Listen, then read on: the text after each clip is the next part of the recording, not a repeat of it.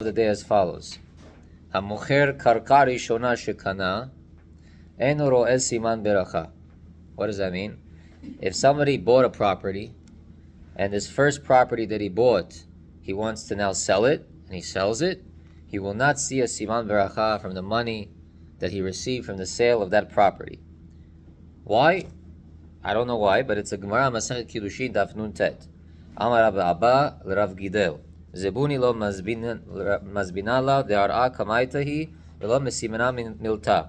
It's not a good sign to sell your first property based on this Gemara. And Rashi says, Ara kamaita. What does it mean, Ara kamaita? Zohi li rishona shilakachti me'olam. This is the first property that I bought for myself, ever. And if you sell it, zelo siman tov. However, there are several shutz farm that explain different things. One, Shevet HaLevi.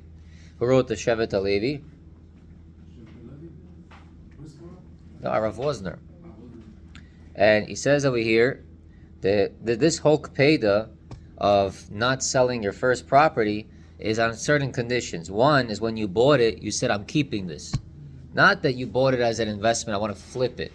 If you buy something almanat to flip it in the beginning, then this kpeda doesn't fall on it. Zelo siman bra.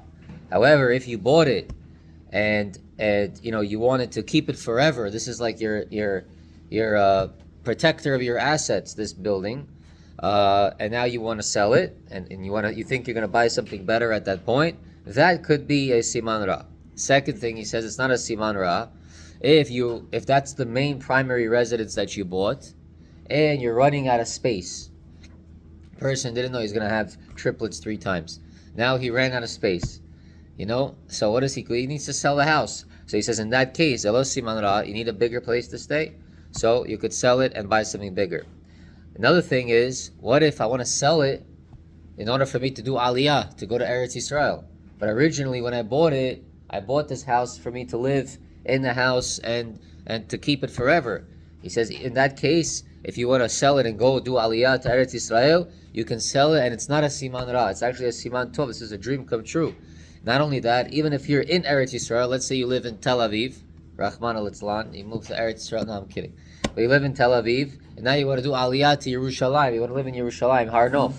You know what Har Nof is over there? It's top stuff over there. So you want to move down to Har Nof. So you want to sell your house in Tel Aviv to go to Yerushalayim. Mutar, that's not also siman ra. When is it siman ra? You bought it to keep it, and now you want to sell it and move to something else for no reason. That could be a siman ra. That's not supposed to be done. There's more on the school. Yeah, but that's not selling. That's not selling. It says mocher. It says here mocher karka rishona shekana eno ro'eh siman beracha. If you sell it, that's considered a bad siman. Okay, we'll see more about this now. The skulot now are going to be business related for the next few weeks. Okay, the first halakha, siman mem zayin in the Shulchan Aruch. The Yalkut Yosef says birkot haTorah tzarich lizaher ba me'od. When it comes to saying birkot Torah in the morning, what's the birkot Torah? Asher b'harban or asher kedushan al divrei Torah. Those 2 brachot that we say, you have to be very careful. What does it mean to be careful? She'asur la'asok b'divrei Torah ad she'yivarech birkot Torah. It is forbidden for a person to learn Torah until he blesses birkot Torah. This is brought in the Gemara Masechet Nedarim, page 81.